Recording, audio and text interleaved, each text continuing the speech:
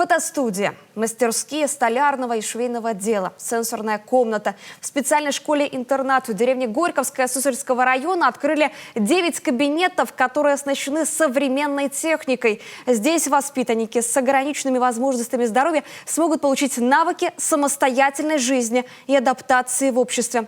Почему это так важно, расскажет Елена Кононова. Замечательная больница, да? И интересная.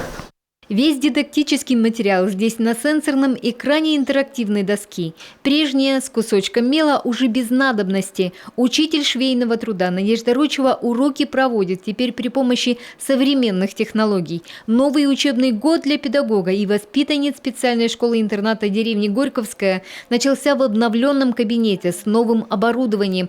Швейные машинки, в отличие от старых, компьютеризированные, все настройки на дисплее. Операции выполняют в 2 раза больше и при этом работает с самым разным материалом. Но самое главное, они безопасны для детей. Наши дети такие хорошие, я их очень люблю. Они мне говорят: Надежда Васильевна, а давайте в этом году выпускные платья сошьем. Почему бы нет, говорю, сошьем. Вот какое оборудование нам поступило, какая примерочная. Сошьем, конечно. А это уже другая мастерская. Учитель труда Игорь Щербатый не нарадуется. Теперь для обучения ребят столярному мастерству есть все. Верстаки, сверлильный, токарный и заточный станки. Новое современное оборудование дает много возможностей в обучении детей. Все что угодно, начиная от ящиков картофельных и заканчивая какой-то мебелью самодельной, табуретки, столы, что угодно. Появились в образовательном учреждении кабинеты для сельскохозяйственного труда и социально-бытовой ориентировки. Ребят научат не только готовить, но и огородом заниматься, даже кислотность почвы определять. Педагогам важно, чтобы по окончанию школы-интерната их выпускники были готовы к взрослой самостоятельной жизни.